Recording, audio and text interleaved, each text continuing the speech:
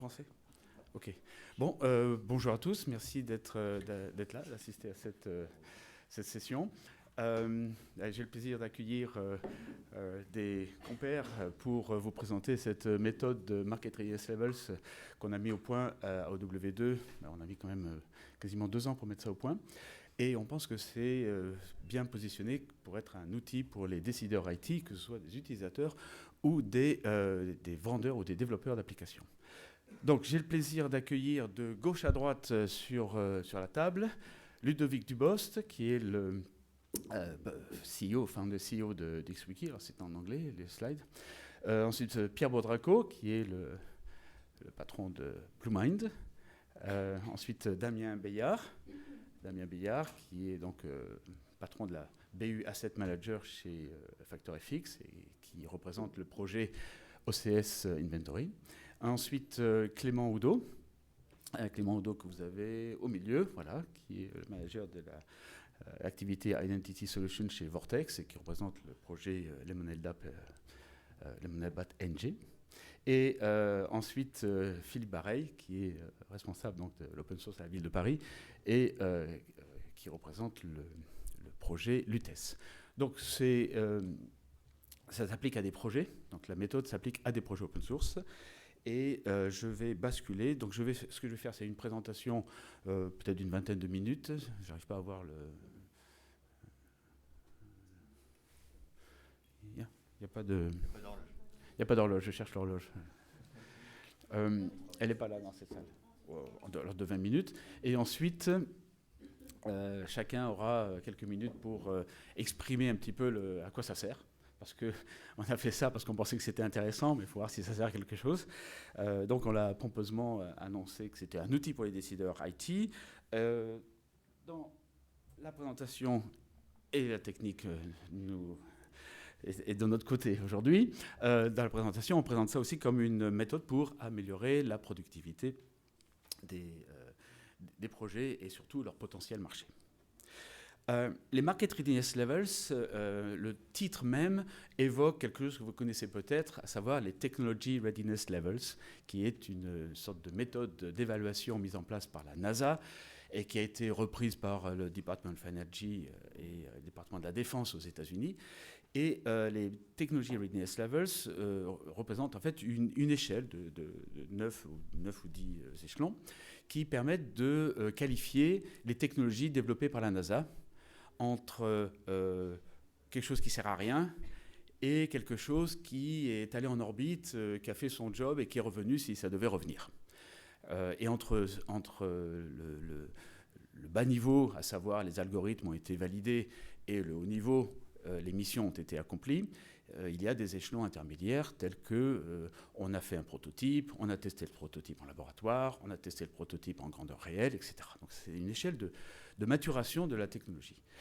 On s'est inspiré de ça pour qualifier les projets open source. Pourquoi est-ce qu'on a eu envie de faire ça? C'est parce que on pense que les utilisateurs qui choisissent des projets open source ne veulent pas forcément du code, mais veulent des produits.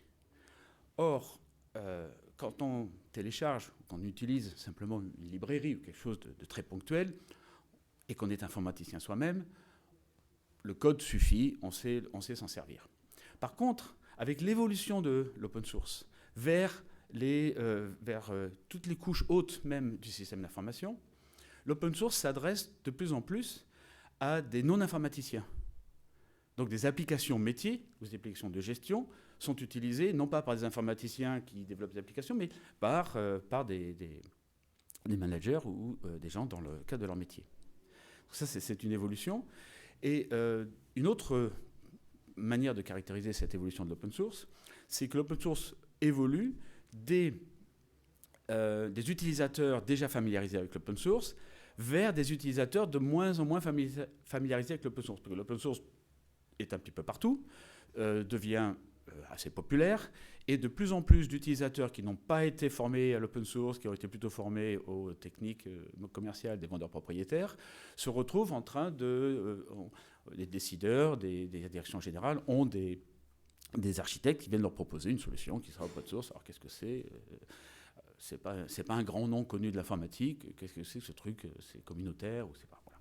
Donc nous, ce qu'on essaye de faire au W2, dont la mission est de promouvoir une base de code pour le tissu économique, on essaie de faciliter la prise de décision par ces décideurs conventionnels qui eux-mêmes ne sont pas des experts ou des activistes open source ou qui sont un peu en train de découvrir l'open source. On essaie de leur faciliter ça. Et on sait que ces gens-là, qui ont été formés par les vendeurs propriétaires, utilisent des produits. Or, un produit, c'est quoi ? C'est le code, mais c'est aussi plein de choses, ce qu'on appelle des attributs produits qu'on a mis là, et c'est ça qui crée la valeur. Et c'est comme ça qu'en accompagnant les projets open source qui sont là pour faire qui sont du code à la base, en les accompagnant vers une prise de conscience et vers une évolution de façon à une construction en direction du décideur lambda qui n'est pas un activiste open source, en les accompagnant et en les incitant à évoluer dans ce type d'offre, on contribue à créer de la valeur pour l'économie, à créer de la valeur pour nos membres qui sont derrière les projets, et à promouvoir l'utilisation de l'open source. Donc c'est ça l'idée. Ça fait un bout de temps que chez OW2, on essayait de qualifier les projets, de donner de l'information sur les projets. On joue un petit peu vraiment un rôle on joue la carte de la transparence. Et on avait pas mal de données sur les projets. Puis on s'est rendu compte que trop d'informations, en fait, on arrivait dans une sorte d'entropie, ça ne servait plus à rien, parce qu'il y en avait trop, et ça créait un petit peu un fouillis. Donc on s'est dit, on va simplifier ça, on va simplifier et réduire toutes les métriques, on va les modéliser, de façon à donner un indicateur de potentiel de marché, de façon à faciliter la prise de décision de cet utilisateur que vous avez sur la droite. Ce faisant, on sait qu'on a eu dû modéliser, il a fallu qu'on travaille un petit peu par tâtonnement, on a mis en place des méthodes statistiques de façon à être le plus transparent possible, le plus scientifique possible. Et de toute façon, tout est sur le site web et toutes les contributions et les critiques sont les bienvenues. Hein. C'est encore peut-être un travail en cours. Cela dit, on a eu l'occasion de tester tout ça et de le diffuser à travers notre base de code. Donc, les 9 niveaux qu'on a choisis sont des niveaux, vous avez sur la droite la colonne de référence, en quelque sorte, avec les niveaux de la NASA, les Technology Readiness Levels de la NASA. Et puis, vous avez sur la droite notre échelle de maturité, avec tout en bas des projets qui sont ce qu'on appelle Basic Early Stage, c'est-à-dire c'est un projet qui nous est soumis parce qu'il est en démarrage. Voilà. Et puis, on monte vers le produit est en train de développer. Ensuite, le niveau 3, on a découvert, bon, ça y est, on sait à quoi ça sert. On a positionné on commence à le positionner. Ensuite, ça a été vérifié parce que ça y est, il commence à y avoir des utilisateurs. 4e niveau, il commence à y avoir de l'adoption. 6e niveau, là, l'adoption commence à être significative, donc il y a déjà un nombre significatif d'utilisateurs, ce qui donne une certaine stabilité déjà au projet. Et puis après, on passe dans des situations un peu plus, on va dire, orientées marché, avec donc le niveau 7, c'est il y a une offre commerciale déjà bien établie. Et pensez bien qu'on s'adresse à l'utilisateur lambda qui, lui, a besoin d'une offre commerciale. Et donc ensuite, le 8e niveau, l'offre commerciale est établie et le projet a déjà une position sur le marché bien, on va dire, d'outsider. Et 9e niveau, c'est un leader établi du marché. On en a quelques-uns comme ça dans notre base de code.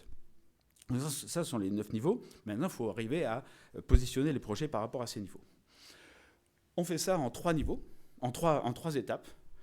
La première étape, c'est une analyse de la mise en œuvre des bonnes pratiques open source par l'équipe de développement. Donc déjà, on est quand même en train de pouvoir de l'open source avec les valeurs et les qualités inhérentes au développement et aux pratiques de l'open source.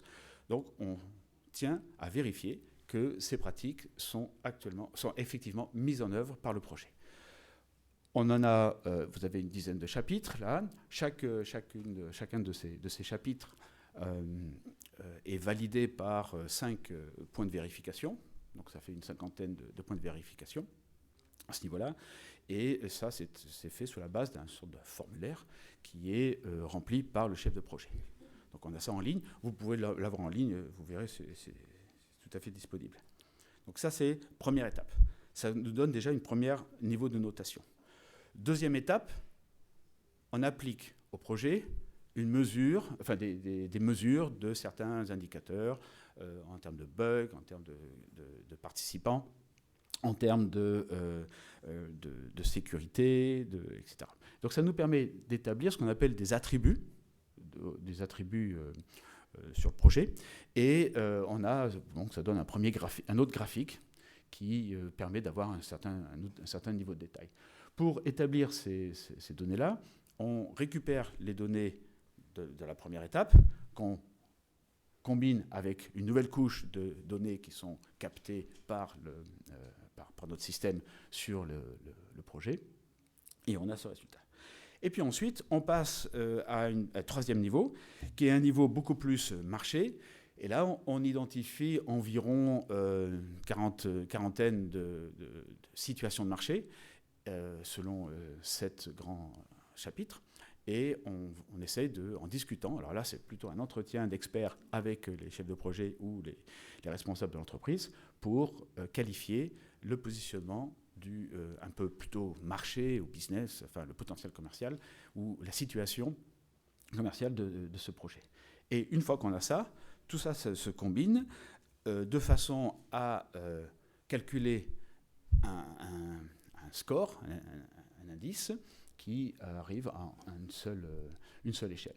Donc on laisse quand même en accès transparent les étapes intermédiaires, parce que ça a une certaine information, et on arrive au score quand même final, qui est celui qui correspond. Alors, quand on a commencé à bêta-tester ça sur une demi-douzaine de projets, on avait un petit peu peur d'avoir une méthode qui nous donnerait des résultats complètement aberrants, et finalement, non, on a trouvé que ça convergeait. Alors, ce qu'il faut savoir, c'est que j'ai parlé de méthodes statistiques. Les méthodes statistiques ont des écarts, etc. Et on applique quand même des valeurs qui sont calibrées en fonction de la base de code OW2. Donc, ce que je veux dire, c'est que cette méthode-là ne pourrait pas être appliquée en l'état au repository GitHub, par exemple. Il faudrait trouver des écarts types des min-max qui soient un petit peu différents. Mais ça permet quand même, dans notre monde, dans le monde de W2, d'avoir cette qualification qu'on est capable de justifier, de légitimer, et que là, on a appliqué à 20-25 projets de notre base de code, donc vous les avez tous ici. Ceux qui manquent, c'est pour une raison, parce que on est en retard. Il a fallu qu'on prépare cette exposition, donc par exemple, c'est en cours, mais bon, on est en train de faire ça. Et comment ça se présente ? Chacun des projets a sa fiche. Donc là,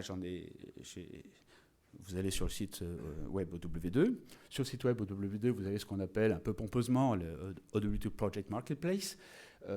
C'est pas vraiment une marketplace parce qu'on ne paye rien là-dessus, mais vous avez accédé au projet. Cette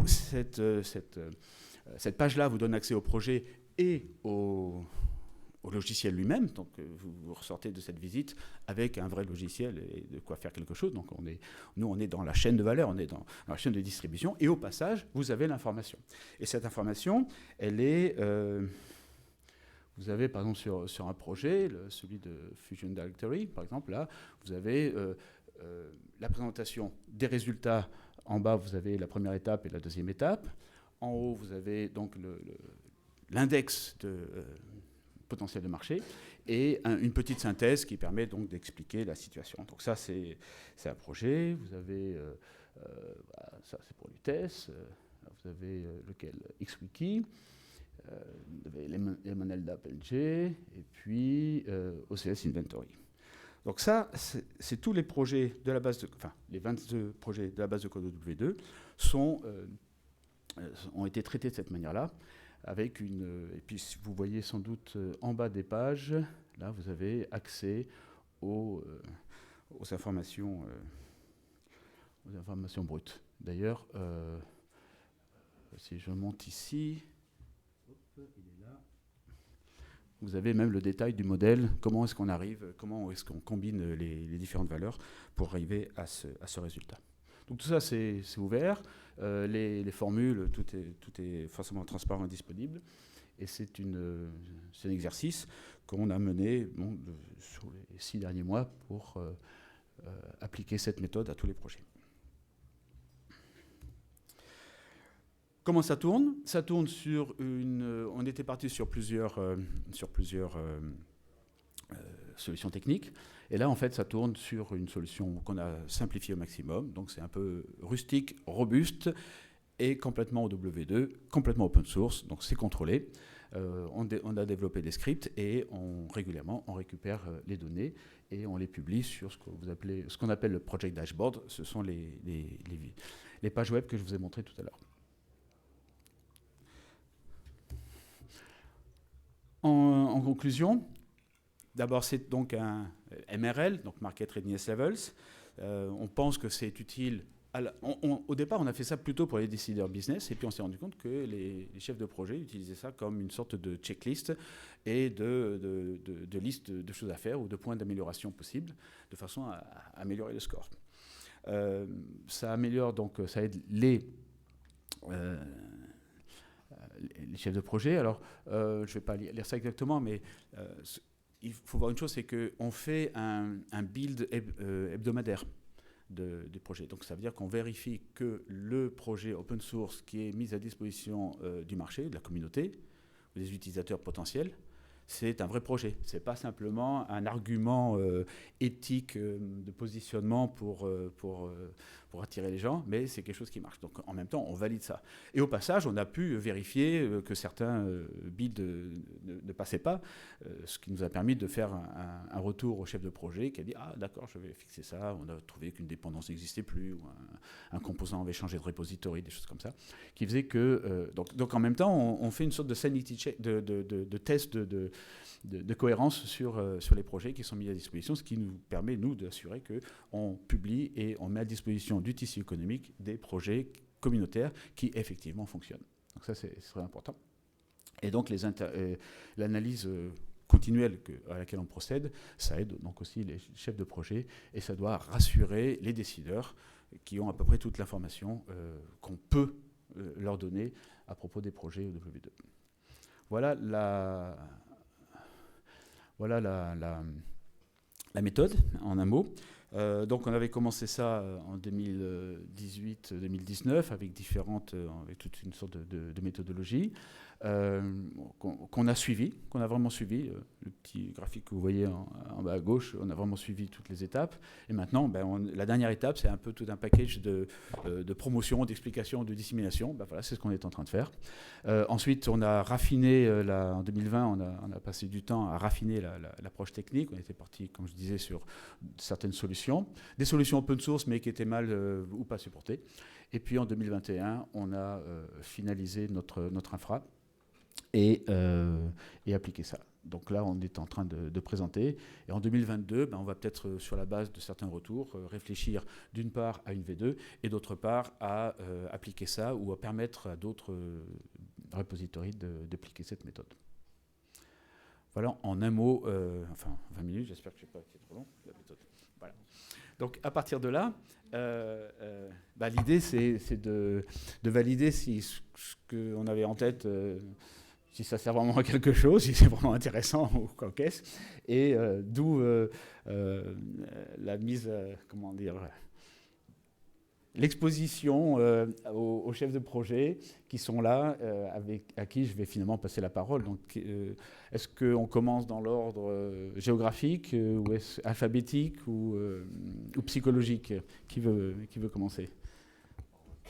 Alors Pierre, tiens, Pierre, tu commences parce que en fait, tu es un des projets qu'on n'a pas encore fait. Donc, tu peux parler de l'extérieur, sans savoir sans être impacté par le score qu'on t'aurait attribué. Pardon, sans être biaisé. Non, c'était aussi pour t'aider, pour lancer le sujet. Donc bonjour à tous, moi je suis Pierre Baudraco, le fondateur de BlueMind, qui est un projet, et j'adore toujours les discours de Cédric parce que je pense qu'il a une vision vraiment très très pertinente du marché de l'évolution de l'open source. Alors moi je me régale dans ton analyse parce que c'est exactement ça. Et nous on fait une solution de messagerie, et la messagerie c'est un sujet, évidemment il y a beaucoup de techniques, mais nous on a affaire aux utilisateurs finaux. Et comme l'a dit Cédric, quand on parle, on fait un produit pour les utilisateurs finaux, eh bien, on change complètement de paradigme. Quand vous êtes entre tech, je fais un outil, etc., il y a une fonction qui marche, tous les autres disent « Ah ouais, c'est génial ». Quand vous faites un produit pour l'utilisateur final, vous avez un truc qui ne marche pas bien, ah ben c'est nul. Donc ça, c'est juste pour caricaturer un petit peu. Mais ça change complètement de paradigme, et on a ce sujet dans l'open source. Et moi, je passe mon temps à expliquer aux gens, attention, un projet, c'est pas un produit. Pourquoi? Parce que dans l'open source, souvent, on a commencé, on fait des projets clients, on fait quelques projets, puis ah, mais ça, c'est pas mal, ça intéresse, ça pourrait intéresser d'autres, je vais en faire un produit. Ah, ben donc, je le mets sur GitHub et ça y est, c'est un produit. Eh bien non, parce que la différence entre un projet fait pour un client et un produit, mais c'est exposant de 10, c'est-à-dire que la ligne de code écrite pour un produit, elle coûte 100 fois le prix de la ligne de code écrite pour un projet. Cédric a listé toute une partie de tâches, les tests, les QA, la réversibilité, les upgraders, la doc à jour, qui sont le vrai travail d'un éditeur, et qui est ce qu'apporte l'éditeur, le fonctionnement sur X plateforme, etc., et qui est très souvent pas forcément compris ou vu, des fois par les clients, mais notamment dans certaines sphères open source. Ils disaient, ben non, mais moi, l'open source, c'est que du service, pourquoi il faut travailler avec des éditeurs, je veux garder ma liberté, etc., etc. Ça, c'est souvent vrai sur le middleware, les plateformes où on contribue. Je pense que tous ici, on fait des produits plutôt pour utilisateurs finaux, alors peut-être un peu moins Clément, mais encore avec mon LDAP. Mais nous, on contribue tous à des souches techniques, des composants, etc. Par contre, le produit pour l'utilisateur final, c'est vraiment différent. C'est là où on rentre dans la partie éditeur. Et ce que je dis tout ça, c'est que c'est vraiment très bien d'avoir une méthodologie qui, en fait, exprime un petit peu, pour moi aussi, les différences ou toutes les étapes entre j'ai un bout de code et j'ai un produit. Enfin, le bout de code, c'est pas péjoratif, où j'ai fait un projet. Voilà. Et toutes ces étapes-là, qui valident, voilà, il y a tout un tas de tâches. Moi, souvent dans mes presses, pareil, je dis voilà la vision client, c'est une nouvelle feature, et puis je veux du support. Voilà, toutes les tâches que doit faire un éditeur, et c'est pareil, il y en a même encore plus que ça. Et donc, je trouve que ça, c'est très bien pour le faire comprendre. Un, pour le matérialiser. Et puis deux, pour permettre de vraiment juger la différence entre ça, c'est un produit, ou c'est quelque chose qui va vers un produit. Déjà, de passer à plusieurs clients, c'est pas la même chose que j'ai fait un truc qui tourne chez moi. Et pareil, les développeurs, la différence aussi, c'est bon, j'ai testé, ça marche chez moi. Ça, c'est très bien dans un mode projet. Dans un mode produit, ça, évidemment, ça suffit pas du tout. C'est une différence énorme. Et donc, d'avoir formalisé ça avec une méthode bien réfléchi sur les différents sujets, les différents critères, les différents axes, je trouve que c'est vraiment super utile parce que ça met des mots, ça met du contenu, un process sur matérialiser ce sujet. Et du coup, si ça prend bien, s'il y a pas mal de projets, ça va être un vrai outil pour arriver justement à qualifier. Tiens, j'entends parler de ça, je vois un truc sur GitHub, entre ça et un produit, où est-ce que c'est? Et ça, c'est très important lors du choix. Lors du choix d'un produit. Alors, il y a un point que je n'ai pas mentionné, c'est que nous, on s'attache à la version communautaire complètement open source, mais ce qu'on identifie dans les niveaux supérieurs de l'échelle, c'est la disponibilité d'une offre commerciale avec un support professionnel, ce qui permettrait à un décideur de s'engager en test ou en exploration ou en utilisation marginale sur une version communautaire, et dès que ça devient critique, d'être capable et de savoir qu'on peut se bénéficier d'une offre de support professionnel. Ouais, non, mais c'est important. Voilà. Pour moi, voilà. C'est vraiment l'outil qui est le bienvenu pour valider est-ce que ça, on s'approche ou on est un produit, à quel niveau. Et dans un produit, il y a aussi des aspects marketing, commerciaux, donc tout a été pris en compte. Écosystème, partenariat, etc. etc. Ou non, on a un bout de code, c'est bien, mais attention, si je le choisis, ça veut dire que si c'est qu'un bout de code projet, j'ai beaucoup de travail que je devrais faire moi-même parce qu'il n'y a personne d'autre qui le fait dans la gestion, dans le temps, etc. Non. Et donc, vraiment, bienvenue à cet outil. Et pour moi, ça formalise aussi une partie de ce qu'est le métier d'éditeur. Donc, tout à fait. Je trouve ça vraiment très bien. Tant mieux. Très bien. Merci. Pour les éditeurs, pour les utilisateurs et donc pour les éditeurs également. Qui prend la suite? Clément? Allez. Oui. Bonjour. Comme l'a dit Cédric, moi je m'occupe du projet Lemonade App NG, qui est un web SSO contrôle d'accès, donc plutôt une brique d'infrastructure qui est effectivement pas destinée à l'utilisateur final. Il ne va pas installer ça sur son poste de travail. Par contre, pour les administrateurs, en fait, ça va être une brique très importante et ça va permettre de donner accès à différentes applications du système. Donc c'est critique, ça touche à la sécurité, à l'authentification, etc. Ce projet-là est un projet communautaire pur, dans le sens où il n'est pas édité par une société, donc c'est un petit peu différent par exemple de l'approche de BlueMind, bien que, et c'est effectivement là-dessus qu'a insisté Cédric, c'est pas juste un produit qui est développé par des personnes sur leur temps libre. Il y a quand même des sociétés, et il y a quand même il y a une relation client-fournisseur, puisque moi, ma société qui est Vortex, se positionne en tant qu'éditeur de la solution, puisqu'elle va fournir tout ce que les éditeurs peuvent fournir comme support, expertise, etc. par-dessus ça. La seule différence, c'est qu'on n'est pas les seuls à pouvoir fournir ça, puisque comme le code est communautaire et libre, n'importe quelle société pourrait souhaiter s'investir, contribuer et fournir les mêmes prestations sur ce produit-là. Moi, j'ai effectivement été soumis aux grilles et j'ai rempli consciencieusement tous mes tableaux et j'ai obtenu une note de 7. Donc, mes parents sont très fiers de moi. 7 sur 9, c'est bien. C'est bien parce que c'est pas 1. C'est bien aussi parce que ça montre qu'il y a une marge de progression. Effectivement, à la base, comme on est un projet communautaire, j'ai effectivement 2 casquettes, une qui est où je vends de la prestation de service effectivement autour de ce logiciel-là, et puis une autre qui est vraiment le leader en fait communautaire du produit. Et donc ce qui m'intéresse, c'est que le produit se développe, qu'il y ait de plus en plus de gens qui l'utilisent, et évidemment, si je permets via des clients de financer le développement de ce logiciel, c'est très bien. Donc l'approche en fait de W2 et de ces grilles-là, il a été très important. Il a même déclenché en fait des choses nouvelles dans le produit. Un exemple, c'est qu'on a mis en place Sonar en fait avec l'aide de W2, ce qui n'était pas le cas avant d'avoir rempli cette grille. Donc peut-être que maintenant je suis à 7,1, je ne sais pas, peut-être que j'ai gagné des points entre temps. Mais comme dit Cédric, effectivement ça permet d'avoir un petit déclic en disant qu'est-ce que fait mon logiciel, qu'est-ce que j'ai fait en fait. Évidemment on a coché, on avait déjà pas mal de choses, de la documentation, des listes de diffusion, etc. Notre offre commerciale qui est portée du coup par Vortex, mais ça donne un petit point de vue en fait, on relève un peu la tête, on analyse.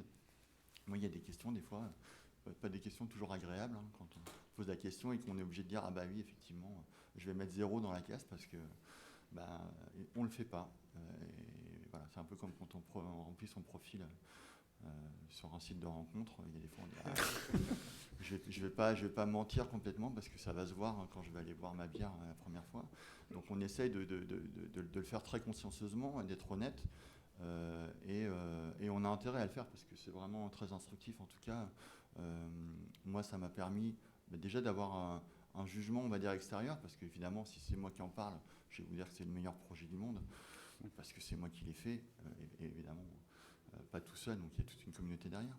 Mais il y a un regard objectif, mesuré, et qui permet du coup j'ai été voir les autres qui ont eu des meilleures notes que moi pour dire pourquoi ils ont des meilleures notes que moi, et effectivement factuellement il n'y a pas de problème. C'est l'intérêt en fait de cette grille, c'est qu'on peut aller voir et toutes les notes en fait, tout ce qui est dans les cases, on peut aller vérifier ce qu'ont répondu les autres et si c'est pertinent, pas pertinent, et ce qu'on a à faire. Donc pour moi c'est très positif et je vais essayer de m'améliorer. Merci. Et je dois dire qu'en fait, la mise au point était aussi faite avec le retour des chefs de projet avec qui on avait testé la méthode. Quand même, on n'a pas sorti ça complètement de notre chapeau. Un petit peu. Voilà. Non, mais c'était intéressant parce qu'effectivement, après, j'ai dit, mais ça, cette question-là, elle est débile. Et ils m'ont dit, non, elle n'est pas débile. Je fais, effectivement, il y a une première analyse en fait où on passe, où moi, j'avais pas tout compris en fait. La première fois, il y a des choses, je ne savais pas comment répondre. Et c'est en échangeant, en fait, effectivement, avec Cédric et puis l'équipe, où j'ai compris, effectivement, sur quoi il voulait insister, concrètement, à quoi ça correspondait, moi, dans mon logiciel. Et donc, il y a quand même un échange. On n'est pas tout seul face à sa feuille. Il y a un vrai travail, une vraie collaboration là-dessus. Tu n'es pas tout seul. Merci Clément. Suivant. Qui veut prendre? Ludovic. Oui. Donc nous aussi, XWiki, on a été analysé sur ce profil. Et donc, alors on a eu une note de 8, hein, on est très content. Ça correspond bien aussi à un travail important qu'on fait justement de mettre en place des méthodes, des méthodes poussées autour du développement du logiciel. Et ça correspond aussi au fait que c'est un projet qui est assez ancien, donc qui a pas mal d'années derrière lui, et donc aussi une base de clients importante. Alors moi, ça m'amène plusieurs réflexions. Alors bon, je vais commencer d'abord des traits positifs. Comme Pierre, je suis très attaché à la notion du métier d'éditeur et au travail que ça représente. Et donc, je trouve très intéressant que ça montre aussi justement ce travail de maintenance qui est nécessaire et important autour des projets et qui doit aussi amener les clients à bien se rendre compte de ce travail et de l'importance d'avoir aussi une contribution financière à travers les contrats de support, par exemple, que les sociétés proposent sur les projets pour assurer qu'il y a une maintenance de ces projets. Les clients avec l'open source achètent, on va dire, relativement facilement des nouveautés. Ah, j'ai pas ça, ok, on voit bien pourquoi il faut le payer. Ils achètent relativement facilement de l'hébergement, mais en fait, ils achètent ou ils donnent assez difficilement pour de la tâche journalière qui paraît très simple, mais qui finalement coûte assez cher. C'est-à-dire il faut payer des gens pour maintenir et faire tourner le système. Alors quand on doit le payer juste sur la marge des autres services, c'est pas si simple du tout. Donc il est important aussi d'avoir ces relations et comprendre que ces contrats de support, ils sont vraiment importants et utiles au fonctionnement du logiciel et à son évolution. Un point, alors si je dois être un peu critique, c'est bien de toute façon de voir les limites aussi du système. Alors ça mesure pas tout, il faut bien être conscient. Ça par exemple, ça ne traite pas forcément des aspects fonctionnels du logiciel, de comment il se positionne en termes de fonctionnalité. Donc il y a aussi des aspects. Donc là, aujourd'hui, on a une méthodologie qui regarde un peu les aspects gouvernance, technique. Est-ce qu'il y a une structure? Donc, tous ces éléments, ça ne regarde pas forcément comment le produit se positionne au niveau concurrentiel en termes de features. Donc il faut aussi regarder ces points-là par ailleurs. C'est pas juste, ça ne va pas juste dire « Ah, c'est super, le produit il est meilleur que le produit du voisin fonctionnellement ». Nous, dans nos types de logiciels, c'est un point qui est très important. C'est une grosse partie aussi du système de décision. Mais justement, c'est bien que la partie, les parties organisationnelles et de fonctionnement du projet soient prises en compte et pas uniquement des listings de fonctionnalités où on coche des cases, où il y a des gens qui sont très forts pour faire cocher la case, hein, sans que fondamentalement la fonctionnalité soit très utile. On connaît tous les appels d'offres où on demande 27 fonctionnalités et on coche les cases, mais en fait personne n'a vraiment regardé si elle marche. On a dit on l'a, oui, mais bon après quand on essaie de la mettre en œuvre, on se rend compte que donc entre le moment, les cases à cocher et le truc résultat. Et c'est aussi alors après quand on touche à la méthodologie elle-même du truc. Une des difficultés, et c'est pas facile, c'est que c'est pas facile d'automatiser, de mesurer des choses qui sont pas toujours très mesurables. Et avec des diversités d'outils utilisés pour les outils. Donc, et ça c'est un point. Donc, si un projet n'a pas forcément une bonne note sur une partie, il est important de regarder est-ce que c'est vraiment justifié. C'est-à-dire, il peut y avoir aussi des raisons techniques qui font qu'on n'a pas réussi à bien mesurer cette partie-là. Donc, alors moi justement, en regardant nos notes, j'ai vu que sur qualité, on avait 2 sur 5. Je suis pas vraiment convaincu. J'ai pas le sentiment d'être d'accord avec ça. Donc je me dis, il va falloir qu'on regarde qu'est-ce qui s'est passé. Pourquoi on se retrouve avec 2 sur 5 exactement. Donc voilà, ça c'est une chose. Et une autre chose pour les utilisateurs, c'est pas parce qu'un projet aurait une note moyenne ou encore est encore bas sur la ligne qu'il faut pas croire en ce projet. Ça c'est un point important parce que sinon on va plus faire d'innovation, personne pourra démarrer un projet.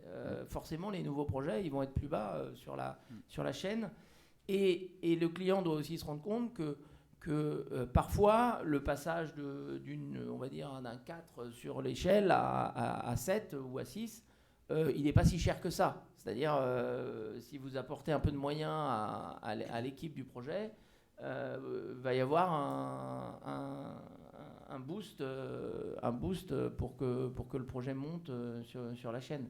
Donc il ne faut pas hésiter.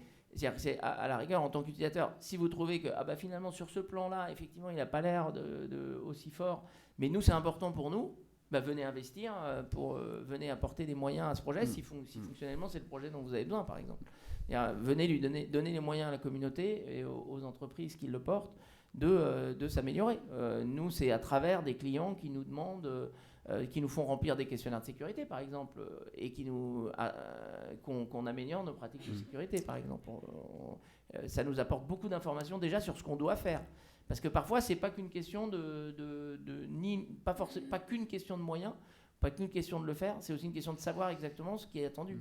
Au départ, quand on lance des projets, on ne sait pas tout ce qui est attendu, tout ce qu'il faudrait faire. On ne sait pas précisément là où on pêche, donc c'est là où l'outil est utile. Il va nous dire où on pêche, où il faut qu'on améliore, mais les clients peuvent aussi nous le dire et peuvent aussi nous apporter des moyens pour le faire en disant allez, je vais vous sponsoriser un travail là-dessus pour améliorer tel point. Mais si je peux apporter une précision, parce que c'est intéressant ce que tu disais concernant les méthodes. Déjà sur la méthode, on a évité justement l'automatisation bête, voilà. Donc ça, c'est pour ça qu'on a juste une des phases qui est automatisée sur les métriques qu'on est capable de faire. Et là encore, on a réduit au maximum parce qu'il a fallu qu'on trouve les métriques applicables à tous les projets. Il y a des projets assez différents. Deuxième point, donc on a trois types de méthodes. Une méthode en auto-qualification par le chef de projet, une métrique automatique auquel on ne touche pas pratiquement, et puis ensuite l'entretien qui permet d'avoir...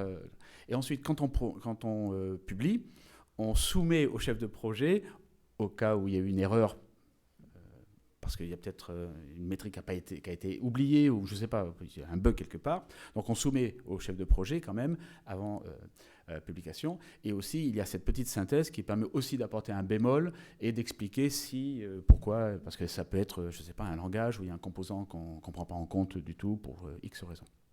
Donc on essaye, effectivement, mais il faudrait peut-être rajouter... non, mais il est important de lire les détails. C'est-à-dire qu'il ne faut pas juste prendre... En fait, faut pas utiliser ce type d'outil en disant je vais acheter que ce qui est en haut, quoi. Ça serait dommage. Le quantitatif marche pas toujours. On sait que les boîtes qui se gèrent trop en quantitatif, elles vont finir par faire n'importe quoi. C'est très important. Bon, on va passer la parole à Damien, par exemple. Oui, bonjour. Merci Ludovic. Donc du coup, nous, l'histoire est un peu similaire à Lemon LDAP par exemple. Donc nous, on a récupéré en fait un projet de la Gendarmerie nationale, donc un projet open source, et il y a 5-6 ans, on a dû l'intégrer dans notre process. Donc on a dû revoir un peu les procédures et les process d'intégration, de développement, donc revoir un peu nos méthodes et s'adapter aux méthodes aussi open source communautaires. Et ce système de notation en fait est assez intéressant parce que ça nous donne aussi une vision un peu plus extérieure de ce qui est à améliorer. La note globale, comme on en parle tout à l'heure, est intéressante, mais moi ce qui m'a plus intéressé, c'est le détail en fait des différentes étapes, des différentes voilà, tout ce qu'on a vu en fait, toutes les étapes, et de voir justement là où la note est pas très bonne ou qu'est-ce qu'il y a à améliorer. Parce que quand on est dans ce processus on devient éditeur de la solution, on adapte un petit peu le projet open source à notre méthodologie de développement, mais on oublie des fois peut-être comment les autres de l'extérieur le perçoivent et comment ouvrir en fait les contributions. Donc on a toujours gardé cet aspect communautaire et en tant qu'éditeur, mais c'est important d'avoir cette vue un peu extérieure pour s'améliorer tout simplement. Je rejoins un peu ce qui a déjà été dit, hein, c'est que c'est important d'avoir une vision, c'est important pour la visibilité aussi du projet, Mais surtout, pour nous, en tant que chef de projet éditeur, c'était important de s'améliorer et de voir où est-ce qu'on peut améliorer le projet, que ce soit dans le management, dans les tests. C'est un peu pareil, nous on a eu une mauvaise note par exemple sur les tests parce que les tests sont faits en interne mais ne correspondent pas forcément au système de notation ou sont pas assez publics. Donc c'est quelque chose qu'on va améliorer, essayer de tester pour avoir une meilleure note, mais surtout pour que notre projet soit plus ouvert et voilà. Ok, parfait. Merci Damien. Et donc, je pense que le temps commence à se rétrécir. Donc, encore 5 minutes. Ça veut dire 1 minute pour Philippe Arey et Lutèce et 4 minutes pour la salle. Très bien. Parfait. Très confortable. Donc, je vais essayer de ne pas être trop redondant, ce qui me laisse finalement très peu de choses à dire avec ce qui vient d'être dit à l'instant par mes prédécesseurs. Mais effectivement, nous, on a une approche un tout petit peu différente venant de la ville de Paris. On est éditeur d'une solution modulaire, d'une plateforme modulaire de composants et de services numériques orientés citoyens. On n'a rien à vendre. C'est peut-être aussi ce qui explique une partie de notre note qui n'est pas évidente et qui n'est pas très réjouissante de prime abord. Mais effectivement, on ne vend rien, on n'a pas rien préparé pour être tout à fait marketisé. Maintenant, notre focus, c'est principalement d'alimenter, d'enrichir et d'animer une communauté de contributeurs, d'utilisateurs. Et je comprends tout à fait l'approche, et on avait besoin d'une telle approche professionnelle qui nous permette finalement de concrétiser, de mettre des mots et de matérialiser les endroits où on pouvait pêcher dans notre gestion du logiciel open source. Donc ce logiciel a 20 ans, il a subi et vécu énormément de transformations. Il est tout à fait possible parfois de zapper quelques phases, parfois de tests, parfois d'auto-évaluation, parfois de rationalisation, soit de notre code source, soit de notre gestion, soit de la sécurité. Il y a tout un tas d'aspects que vous avez pu voir dans les slides. Mais au final, nous, ça nous a énormément apporté pour passer justement de ce ressenti. Oui, on voit à peu près où on en est dans notre gestion de projet open source, dans notre façon de faire, même s'il n'est pas marketisé, même s'il n'est pas vendu.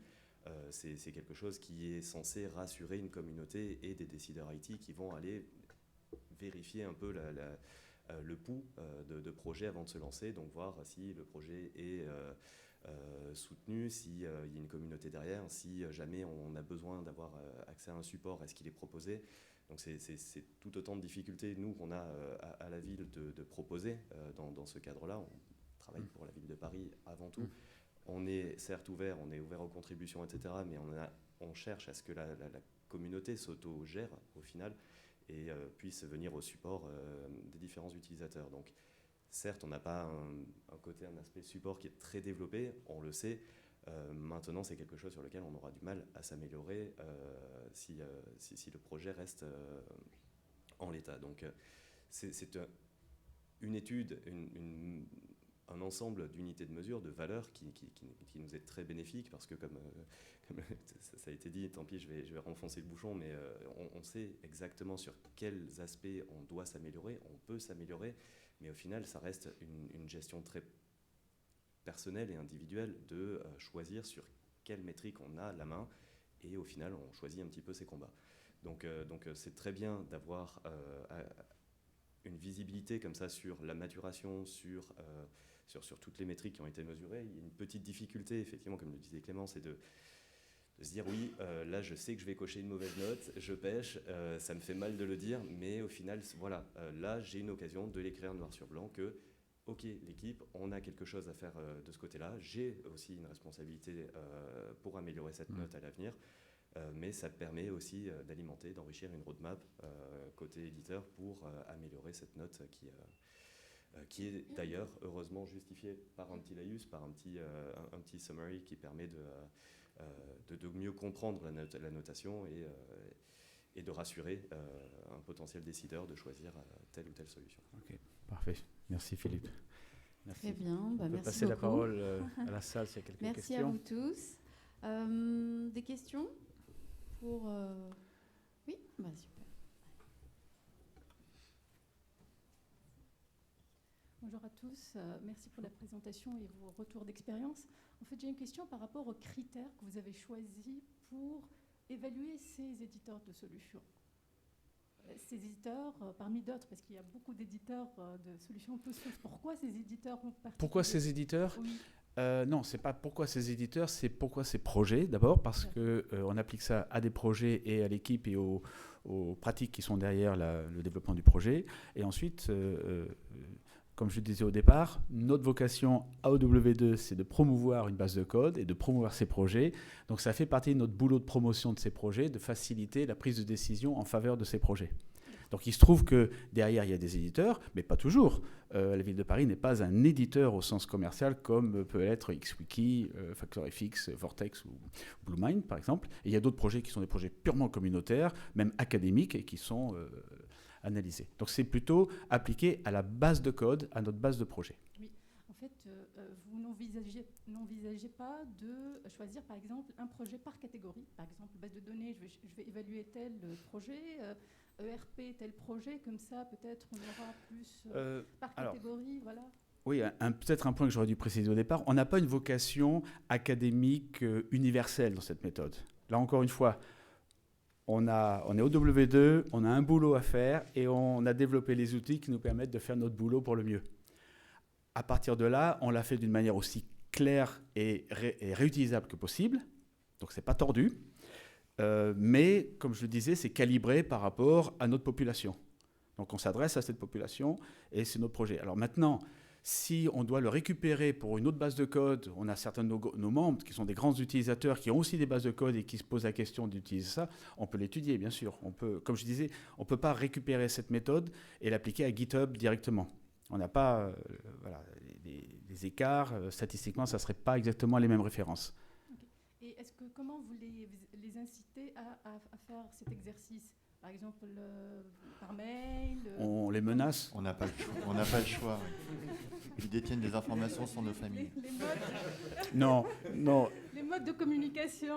Je pense que, comme ils l'ont expliqué, je pense qu'ils se trouvent l'utilité. On ne se serait pas lancé dans cet exercice qui est quand même qui demande pas mal d'efforts du côté de l'équipe OW2 et du côté des chefs de projet, si au départ on n'avait pas senti une demande et une utilité, voire un intérêt mutuel à ce que ça soit fait comme ça.